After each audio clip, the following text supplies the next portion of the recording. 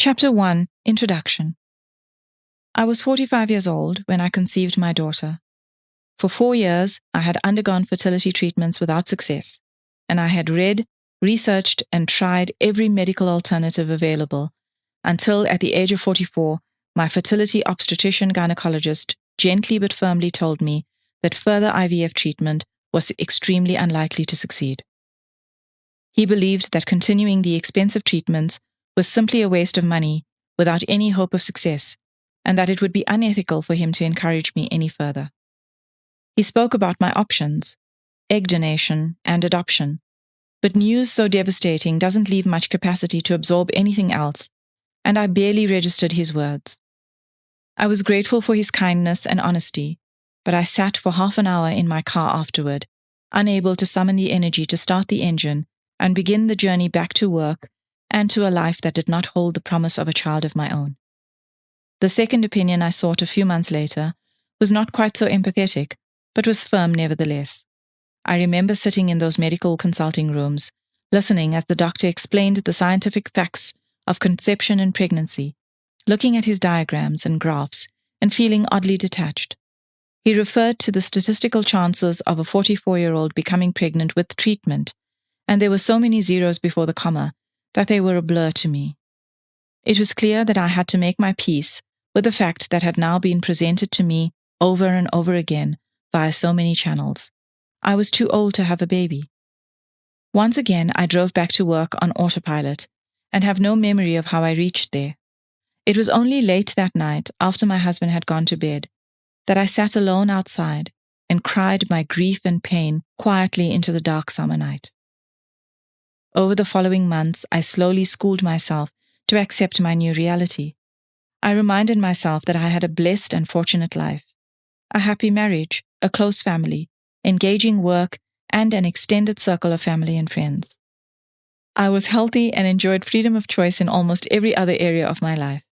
I resolved that I would not let the absence of this one thing embitter everything else. I would choose joy, contentment, and gratitude for all I had, rather than sadness for what I'd lost. And then, 7 weeks after my 45th birthday, and 4 months after that devastating second opinion, I fell pregnant by natural conception. Never having got this far before, I didn't believe it at first. I was too afraid to believe. When you've risen in hope and been painfully knocked down so many times, you learn enough self-preservation not to allow yourself to believe good news with abandon. The morning I rushed downstairs in my pajamas to show my husband that little stick with the pink line, more magical than a fairy wand, was one I'll never forget. The joy and the anxiety on his face were a reflection of my own. The text message to my closest friend, feeling the unreality of it as I typed, "I'm pregnant," and my phone pinging within seconds, filled with exclamation marks and happy emojis. The memory of that morning will bring me joy as long as I live. For much of the pregnancy, I was anxious, as was my close family. In our separate thoughts, there were fears that we would not talk about to each other. I tried not to think about genetic abnormalities, about miscarriages, about medical issues, health issues, about loss. My mother was afraid that the pregnancy would put my health at risk, and as fervently as she had prayed for me to have a child, she was unwilling to risk my life or well-being for it. My husband, the only person who really knew how long this journey had been for me and how deeply I had felt the despair, worried that this might end in miscarriage, yet another disappointment on this long and hurt-filled path that he couldn't fix. We were all so anxious that we kept our secret from everyone else until I was more than 6 months pregnant, afraid not out of a superstition that something may go wrong, but that we wouldn't be able to bear the heartache if we had to share bad news later. But nothing went wrong. I had a textbook pregnancy, was healthy throughout, and worked until a week before my daughter was born.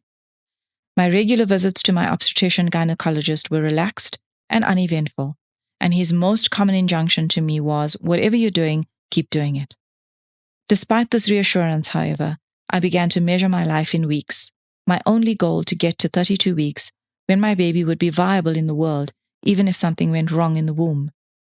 Every tiny sign of anything remotely negative sent my heart plummeting, and I'd be unable to concentrate on anything else until I could confirm that she was well. I read obsessively until I realized that my research was frightening me half to death. One or two of the best-selling pregnancy books I read were filled with horror stories, unpacking so many terrible circumstances that can occur in a pregnancy that I deleted them from my Kindle. I worried about every single activity. It's hilarious now, but even speed bumps in the road had me anxious. When I later read stories of women fearful that they'd accidentally boiled their unborn babies in a jacuzzi, I empathized too much to be able to laugh. My daughter is now 3 years old, perfectly healthy and statistically normal. This book is, however, more than just another story of a healthy pregnancy that is a statistical outlier. Somewhere along the broken road that was my path to motherhood, well before I conceived, I realized that infertility wasn't my enemy. It wasn't a challenge I had to overcome or a battle I had to win. It wasn't even a lesson I had brought to myself, the opportunity to learn humility or to triumph over suffering. It was merely a mirror reflecting who I was at that moment, captioned with the question, "This is who you've chosen to be thus far. This is how you've chosen to be. Is this what you choose for the rest of your life?" Infertility wasn't my war, it was my awakening. Hidden between the pain and fear was an invitation to heal myself. Like many such invitations, it was given impetus by my burning desire to bring something into my life, and as a result it was fairly pressing, but I still had complete freedom to accept or decline. Some engage with their inner work through grief, divorce, or the contracting of dread diseases. For me, it was the struggle to conceive. My inability to achieve this goal, to be a mother, was a signal to me that there were facets of my life that required healing, imbalances that had been allowed to exist for too long, and to shape my life in ways that were not right for me. Without the stimulus of my desire to be a mother, I could have ignored these issues. Wanting motherhood gave me the motivation to do the work that presented itself. I know this sounds like the type of bargain many of us are tempted to make in the throes of catastrophe. If you give me this, save that. I will give up this, do that from now on. But it didn't feel like that for me. I didn't feel as though I was obliged to strike these bargains with myself to find a way to my baby. It was simply that I saw clearly that this growth and learning was what I needed, wanted, and that I had brought into my life the circumstances that had made that clear to me. It was a catalyst that helped me awaken parts of myself that had been dormant for too long. On the journey to motherness, I learned things that shifted not just my ability to conceive, but my entire belief system. I came to see that, 1, no matter who said, thought, wrote, or concluded based on research that women my age could not have a child, it was perfectly possible for me as an individual to do so. 2, the reason I did not have a child wasn't because of a list of abstract issues out there that involved statistics, probabilities, or where I fell on a bell curve, but entirely about matters within me. And 3, the matters within me that were an obstacle to motherhood did not include my body as a causal factor. My body was a reflection of other things, a consequence. The real work was mental, emotional, and metaphysical. Well before I fell pregnant, I started to understand what I now deeply believe, that having a baby, or not, isn't purely a matter of physiology. It's not simply a question of whether or which mechanisms in your body are functioning optimally. Granted, doctors know a certain amount about how our bodies work and the statistical probabilities of particular events occurring at typical times in our lives. But this knowledge is based on viewing us as part of a group who share certain observable and measurable characteristics. No doctor can say with certainty that there is a specific population of women with a specific list of characteristics who will definitely become pregnant, any more than they can identify a subset of women who will definitely not conceive or carry a baby to full term. The overworked myth that women fall pregnant as soon as they relax is of no help to those of us struggling to work out what relaxes us or why we're not at peace in the first place. So if no one knows for sure who will and who can't, or even in some cases why someone can't conceive, because there's an appreciable percentage of women, as high as 15%, footnote 1, whose infertility is labeled idiopathic, meaning there's no known cause, then it must be greater than physiology as currently understood and treated by most fertility medical specialists. Therefore, it can also not be about having this set of injections or taking those tablets and that potion. It's not as simple as how much coffee or alcohol you're drinking, or how much you weigh, or any of the many other lifestyle and behavioral choices we make every day. Underweight and overweight women conceive naturally all the time, as do women who chug down 10 cups of coffee a day or enough alcohol to float a small boat. There must be something about the combination of factors, some physical, many not, that gives rise to infertility. Also, it must be a different combination for each of us, or surely fertility clinics would have perfected the formula by now. Perhaps we need to approach this from the premise that we are beings with many dimensions, and that the key to healing lies not only in the balance of each dimension, but in the integration of them all, so that the sum of the parts leads to a whole that is perfectly ready for the miracle of motherness. Over the years that I have traveled this road, I grew to understand that manifesting my motherness was an experience that engaged all facets of me, and that it was a spiritual, emotional, and psychological journey at least as much as it was a physical one. It's true that I did make lifestyle changes, and that I had recourse to medical procedures, and I will share those, but they are really a fraction of the work I undertook, and truth be told, probably the least significant. In the main, this physical and lifestyle work was done at the very beginning of the process, because that tends to be the route followed by Western medicine, which had been my starting point. The turning point came when I shifted my focus from conception to healing and widened my lens to include everything I discovered was out of balance in me, even if I could see no link whatsoever to fertility. I named the specific things that needed restoration within myself: a dysfunctional relationship between my mind and body, the negative emotions I had stored, limiting thoughts and beliefs, and a way of living and being that emphasized the intellectual but shortchanged the physical, as well as the emotional and spiritual. Once I was willing to see and acknowledge these hurt parts of me, I found the wide range of resources I needed to restore health. The right books came along, as did the right people and the right conversations. I found articles in magazines I never buy but happened to pick up in doctors' waiting rooms or at the nail salon. A woman with whom I'd worked for years revealed herself as a Reiki master and devout Hindu, and I found peace and solace in the mantra and fasting practices she taught me. But I also immersed myself with joy in A Course in Miracles by Dr. Helen Schuckman, footnote 2, which speaks of a life lived according to Christ consciousness, and which had sat unnoticed on my bookshelf for over a decade before. If you're a woman trying to conceive and having difficulty doing so, this book is written for you. It may even be helpful if you're close to such a woman and would like to support her on her path. When I was engulfed by this experience, I searched for the stories of other women, wanting to know how much of what I felt was shared and how others were dealing with it.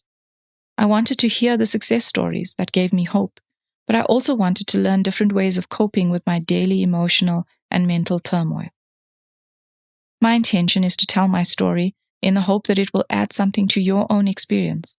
It's also to invite you to consider that your path to motherness, if you want to travel it, may be like mine in that it doesn't reside entirely in the purely physical process of in vitro fertilization or other assisted reproductive technology, ART treatments, but may encompass elements of spiritual, psychological, and emotional growth that don't seem to be at all about fertility. Your actual journey, the details, practices, and tools may be utterly different to mine. What may be the same, however, is that you too can listen to your own truth, to your inner voice or wisdom, or whatever name you give to the part of you that knows and is certain and calm, the part of you that has the power to consciously create the experience you desire. I have nothing negative to say here about ART and have no intention to criticize either the science or the practitioners of ART. Over the years that I regularly consulted a fertility doctor who specialized in these processes, it was evident that he was doing the very best he could to help the women who came to him. He was someone I respected and trusted, and when I conceived, I went back to him for the first trimester of my pregnancy, after which I transitioned, as is the practice, to the obstetrician-gynecologist, who eventually delivered my daughter. What I write about here is a process that may well include ART, but is most definitely not limited to it, and doesn't consider it the first port of call in resolving infertility or the place that should necessarily speak the definitive no that will end your journey. Very often, the stories of other people's lives seem as though there is clear cohesion and clarity, even destiny sometimes. If you get this impression at any point in these pages, please know that it wasn't like that for me as I lived this. For most of the time, I was afraid, angry, and filled with hurt. I was racked by guilt and often shamed by my circumstances. Sometimes I was just so tired that I felt like I couldn't face yet another heartbreaking loss of hope, and that the sadness would overwhelm me completely.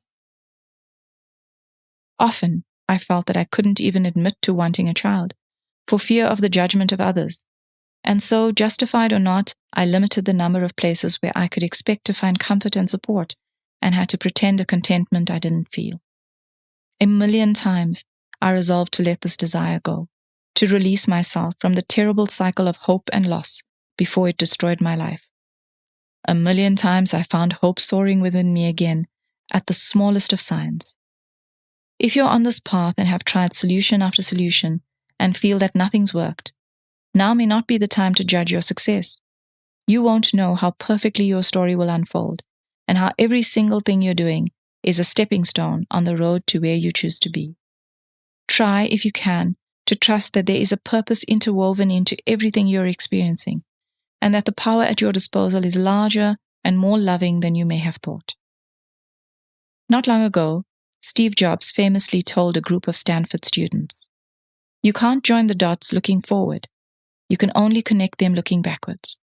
So you have to trust that the dots will somehow connect in your future. You have to trust in something, your gut, destiny, life, karma, whatever." Footnote 3. This was certainly true for me.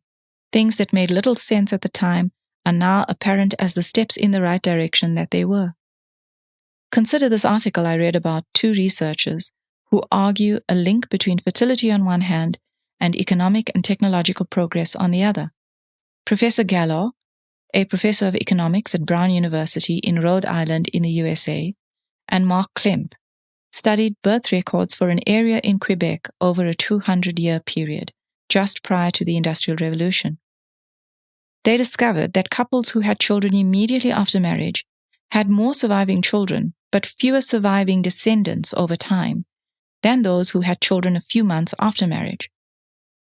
The researchers attributed this to a form of natural selection over an extended period, in favor of individuals who showed a propensity to invest in their children.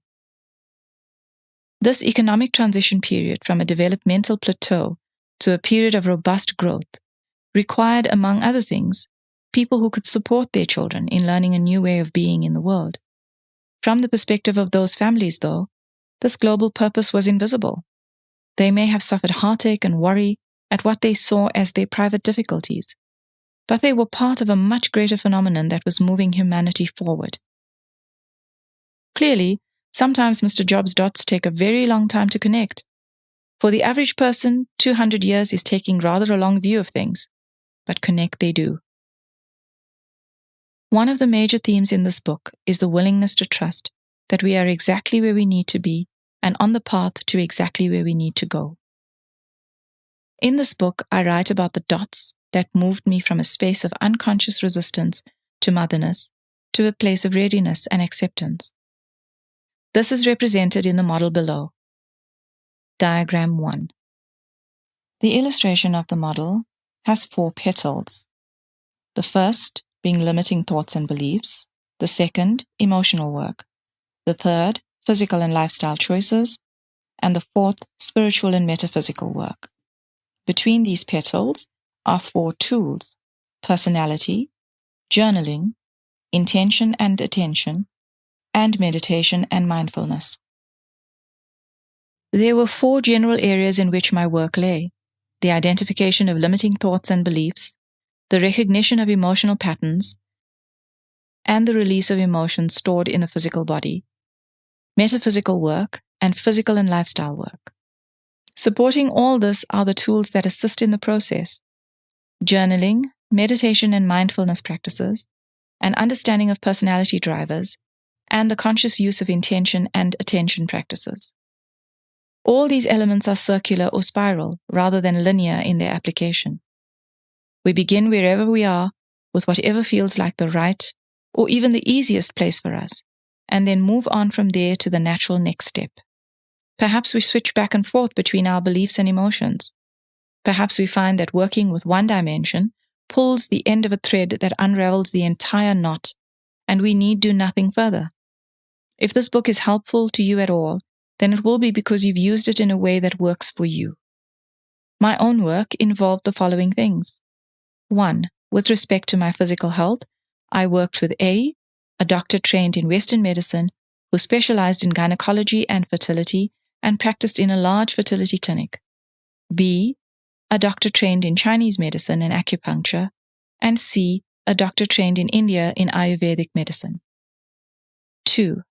I partnered with a healer who is a shaman and Reiki master to address the connection and balance of mind, body, and spirit. She works with chakras, access consciousness, channeling, and numerous other healing modalities, and a lot of this work was about restoring balance in different ways and clearing my energy paths. Most remarkably, it was this healer who told me that I was pregnant weeks before it was detectable by any medical means. 3. I examined my thoughts, beliefs, and assumptions about how the world works and my place in it, and began consciously to choose those that served me and to discard those that didn't. 4. I examined the emotions that I regularly experienced, worked at identifying the underlying reasons for them, and released the stored emotions that I held in my body. 5. I incorporated meditation, journaling, mindfulness, and a range of other spiritual practices into my daily routine. 6. I made practical lifestyle and behavioral changes, including changing the personal care and domestic products that we use in our home. 7. I became deliberate about my intention, daily intentions, and in respect of my greater life choices, and learned to be conscious of where I was focusing my attention. This book is primarily a story. I'm an intellectual magpie and a reading addict. So now and then there are references to statistics and research, as well as to other books on fertility and healing. Mostly, though, this is simply my experience, rendered as honestly as anyone can tell their own story. It's colored by the life I've lived and what I think and believe. Despite my enormous discomfort at the vulnerability this creates in me, I chose to share this, because in my life there have been books that spoke to me on my darkest days, written by those who seemed to have traveled the path I was on and had made sense of some of what I couldn't yet clearly see. Sometimes it was an entire book, sometimes just a phrase that made my breath catch in my throat and tears rise to my eyes. I offer my story in the hope that a few of these words will reach someone else in a similar way. I write because I have loved the written word all my life. It has helped and healed me, brought me joy, and remains one of the easiest paths to knowledge. To a lesser degree, this book is structured as a guide, should you choose to follow a similar path in order to heal yourself. For this reason, some of the elements of the story of my experience are not told chronologically, but are organized into parts that correspond with the model that brings together all the work and tools. Perhaps this is a good time to point out that I haven't written this book to extol the virtues of later motherhood, or to suggest that the progression of my life is a suggestion of what you should follow in yours. I don't think there's a universal best time for women to become mothers. Whether you have a child at 18, 45, or smack in the middle of your childbearing years is not a fact in a vacuum. To me, birth and becoming a mother are two seminal experiences that souls choose as part of their human incarnation. And that choice includes many attendant circumstances, only one of which may be maternal age. From this perspective, having a child at 18 is perfect, as is having one at 50. It isn't about whether you're young enough to get down on the floor to play with your toddler and be physically present with them for decades, or old enough to be better educated, more affluent, and more likely to be patient and flexible in your parenting. It's about the experience you choose to have. We each come to our wants and desires by a particular path, and in the context of that journey, the experiences we choose are right for us. More than that, for the souls who choose to share that experience with us, our children, spouses, family, and friends, it is also right in ways we don't always understand as the events themselves are unfolding. When we apply only mental judgment to the subject, there may be many choices that seem ill-advised. But contrary to the belief I cherished in my 20s, the human mind is not always the best judge. Whenever you have your child, and whenever you are born, and to whom, is always completely and utterly appropriate for the purpose of the souls involved, whether or not this is evident to the human eye and mind. Equally, I do not write in the belief that all women should be mothers, or that the experience of being female is incomplete if you don't have children. If you start out not wanting children, and that never changes, fabulous. If your desires in relation to parenthood change over time, in whatever direction, more power to you for growing and honoring yourself through those changes. I believe that parenthood is a choice, and that if you choose it, or why you choose it, is entirely your business. This book is written about women and for women who want their own experience of being female to include mothering and motherness. It doesn't extrapolate the sentiment to all women. In the pages that follow, I often use the word motherness. It's a word I created because I couldn't find an existing term that encompasses what this means to me. Motherness is, for me, the state of being that exists within oneself, that gives rise to being both willing and able to be a mother, and to viewing motherhood as an opportunity for spiritual growth. It's different from motherhood, which is about the state of being a mother and having the mothering experience. If it is the choice of the soul to be born, to manifest itself, and it's perfectly capable of doing that without help from anyone, then we must conclude that the work of the soul about to become a mother is about manifesting some state within herself that connects with the state of the baby yet to be born and even yet to be conceived. The work we discuss here is about manifesting that state within ourselves as an act of holistic healing, as opposed to focusing solely on the outcome of conception or pregnancy. When we deliberately choose to have a child, we are choosing, I believe, to open ourselves to motherness, to allow those facets of ourselves that will be involved in mothering to come to the fore. The creation of a new human being is a miraculous and transformative experience, and one whose spiritual dimension is undeniable. The things that come forth in us, the willingness to love unconditionally, to risk the infinite vulnerability of loving a child, to see ourselves as Khalil Gibran's bows from which your children as living arrows are sent forth. Footnote 5. These are all components of the concept of motherness for me.